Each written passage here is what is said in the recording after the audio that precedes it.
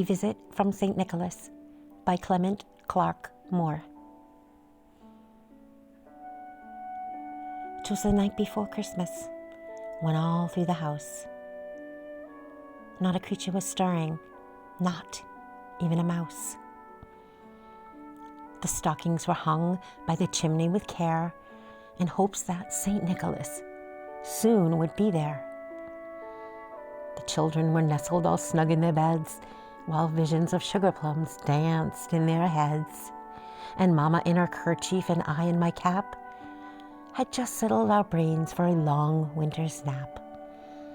When out on the lawn there arose such a clatter, I sprang from my bed to see what was the matter. Away to the window I flew like a flash, tore open the shutters and threw up the sash. The moon on the breast of the new-fallen snow gave the luster of midday to objects below. When, what to my wondering eyes should appear but a miniature sleigh and 8 tiny reindeer.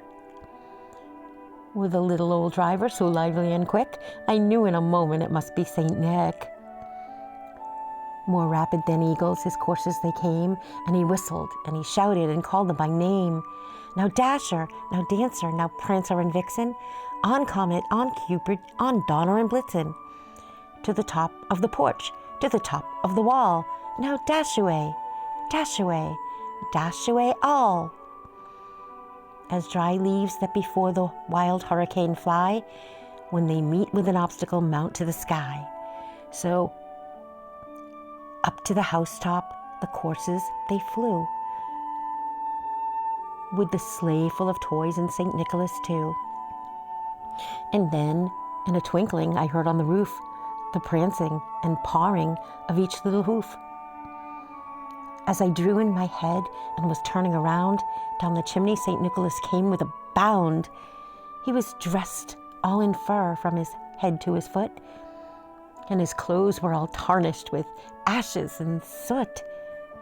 A bundle of toys he had flung on his back, and he looked like a peddler just opening his pack. His eyes, how they twinkled, his dimples how merry.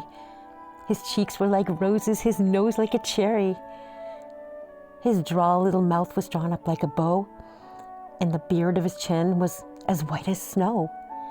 The stump of a pipe he held in his teeth, and the smoke it encircled his head like a wreath.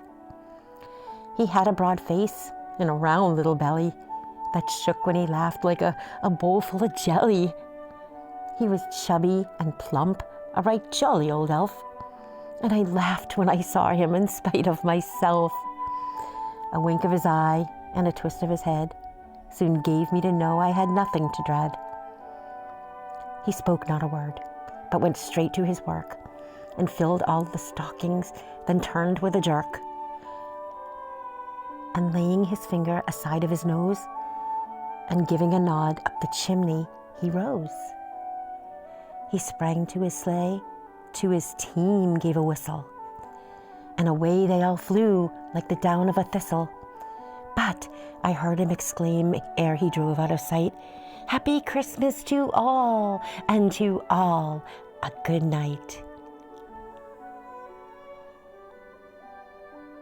Namaste.